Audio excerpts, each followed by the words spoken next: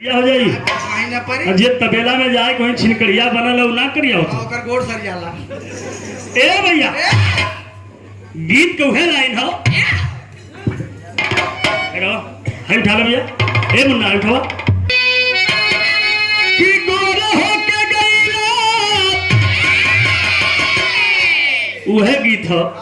दुल्हन बड़ा सोहरावत ही अपने मनसेधु के कहले किया है हा रे तनी औरो करिया हो बोलो यार दुल्हन कॉलेज के ऐसा नौकरी फुकदा जरे जा हां सब काम है नंदरा धैले इने तो भल जन हिलावत हुआ हां करिया के बात है करिए हो अरे गोरे होके गईला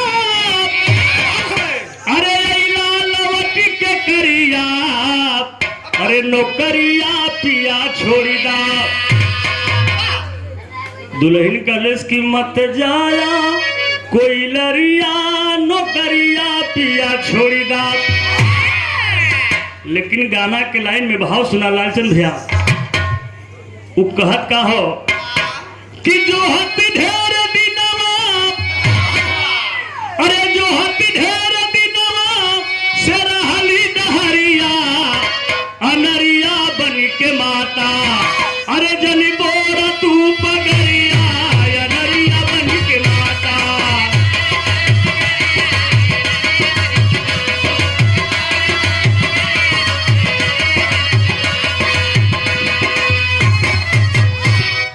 पूरनमल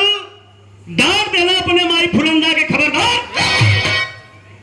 लेकिन फुलंदा का कहले कि तोहा देखा जाऊ अरे तोहा देखा जाऊ मोर छूटेला धीरे जवा अकम का यगिनिया बुझाई दा कर जा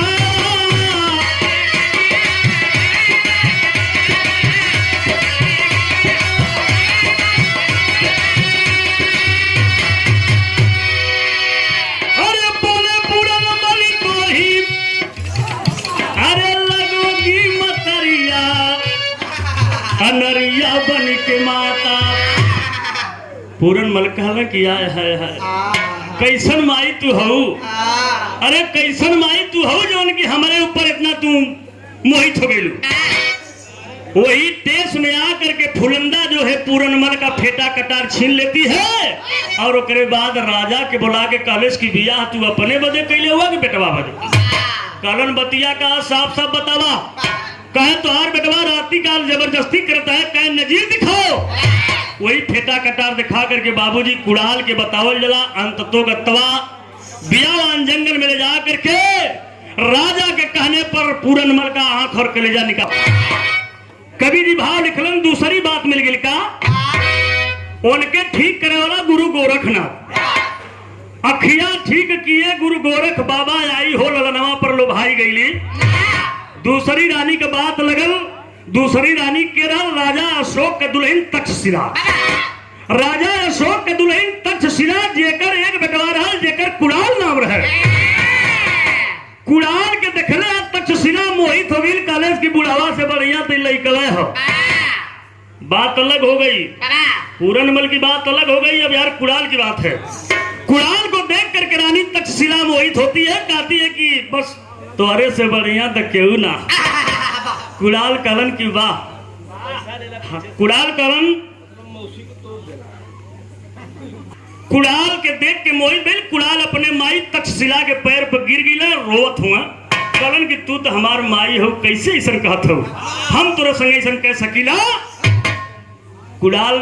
गोड़े पर गिर के रोवत हुआ रोवले का लहजा देखा गीत बदल गई हम बताओ थे कि जौने हो लाला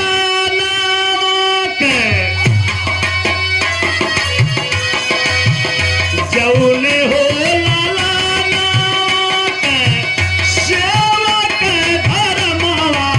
हो कि कैसे कैसे ना हे मैया मोरी कैसे कैसे अरे सुखी है तोहारी से डरिया मैया कैसे कैसे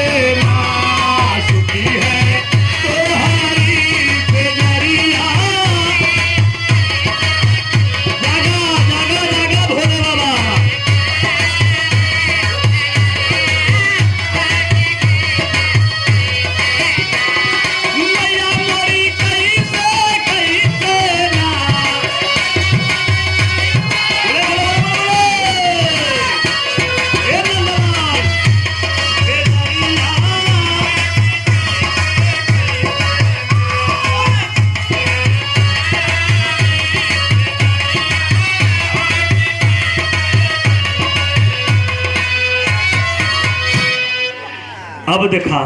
कुड़ाल यह कहलन कि माई जौने बेटवा के सेवा के धर्म हो तोहरे लगे कैसे सुनती, लेकिन वो चंडालिन पापिन मतारी अपने बेटवा के समझावत है कि पागल हुए, अरे तोर बाप तो कौनो लायक ना हो, तो कम से कम तही भैया भैया नोट टच भैया वो गावत तारी ने चाहे जितना एंजॉय किया, लेकिन जब हम गावत तो टचिंग मतलब ए भैया वो देखा रनियवा बतावत है भैया, सुना सुना दादा रनियवा बतावत है कि लड़का है तो ऐसे का, अरे लड़का तो तय न पगला हुए, हम थोड़ा लड़का से का फर्क तब का बतावत है का बतौले जैसे दुल्हनिया सनवा, जैसे दुल्हनिया सनवा सूतला सजनवा होती वैसे वैसे, अरे मैया मोरी वैसे हो वैसे, अरे लूटा सजिया के लहरवा होती वैसे वैसे ना लूटा सजिया के।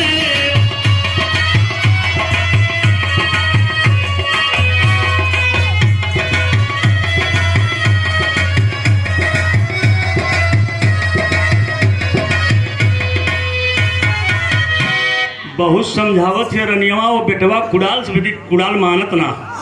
जब कुड़ाल ना मानल बाबूजी तो रनियवा कैलेस का, अरे कुड़ाल कई देहल इनकार, अरे कुड़ाल कई देहल इनकार, अरे रानी नाग नसीब पुकार, अरे रानी रानी रे भैया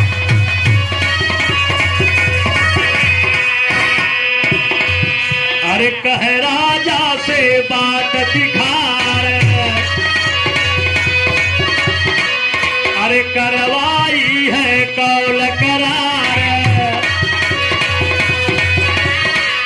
अरे राजा राजा रे राजा,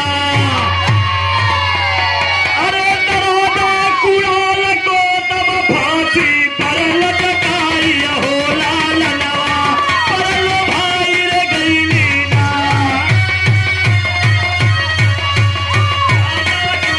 को तब फांसी पर अरे कर लो ओ भैया प्रेम प्यार जौन बा तौन बा, इस सच्चाई एगो बा, इस सच्चाई बा जे जहां बैठल खाली मनन करी हम ब्रह्म के बेला में, ई बात जितना कहब जरूरी ना बा उतना जान लेब जरूरी बा। कैसे मास्टर कैसे लाल वह गीत बा, अरे सब कर खून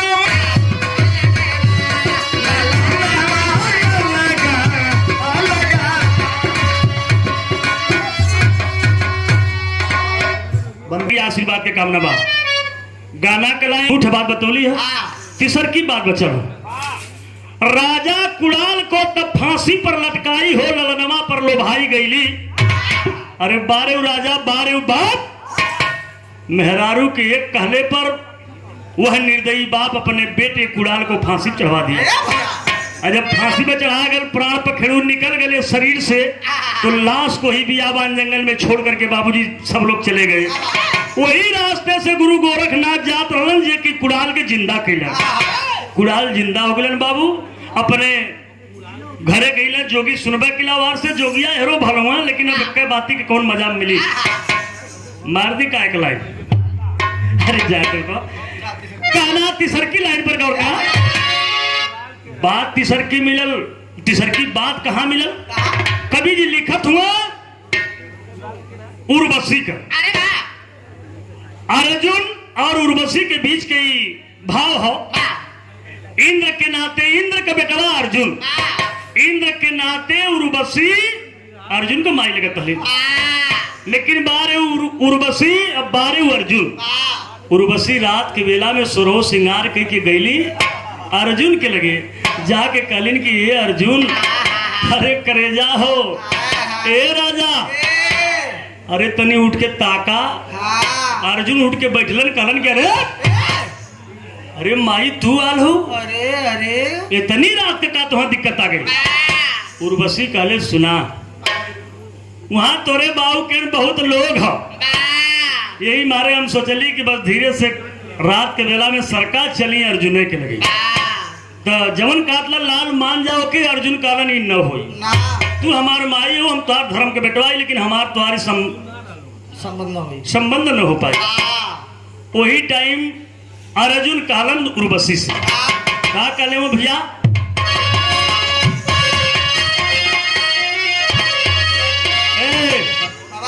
हम बतावत लब पगलाए के मत बजोली। तो रिश्तेदार हूँ भाई, हम काहे पागल कहे। हमारे सार ना हो ए भैया कमेंट ने कहना हो कि अर्जुन कहे काहे। लालचंद भैया देखा ये आखिरी लाइन चला था। अर्जुन कहे काहे अरे पगलाई गईलू हो तब माही बेटवा के ताना पे लो भाई गईलू हो माही बेटवा के ताना पे। भैया दिया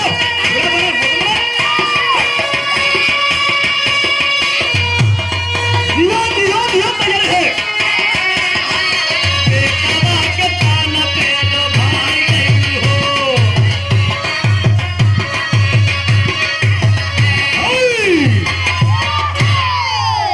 हे भैया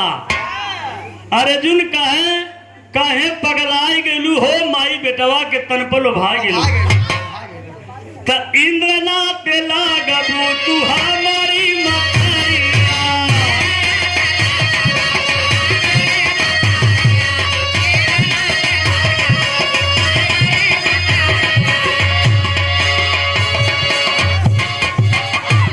इंद्र ना पे लगबू तू हमारी मतरिया लड़िका जान माता कहे बनेलू अनैया। इतनी बात जब अर्जुन कहलन उर्वशी के चढ़गल टेंशन पारा चढ़गल के अर्जुनवा तोहरे लगे हम अली है का करे बदे तय लगले भाषण देवे तोर हम भाषण सुने हाल है। उर्वशी के चढ़गल पारा उर्वशी वही अर्जुन से के बात कहले का कहले मास्टर कि सुन करके उर्वशी रिझाई अरे सुन करके उर्वशी रिझाई अरे तुरंत साप दिया सुनाई रे तुरंत तुरंत रे।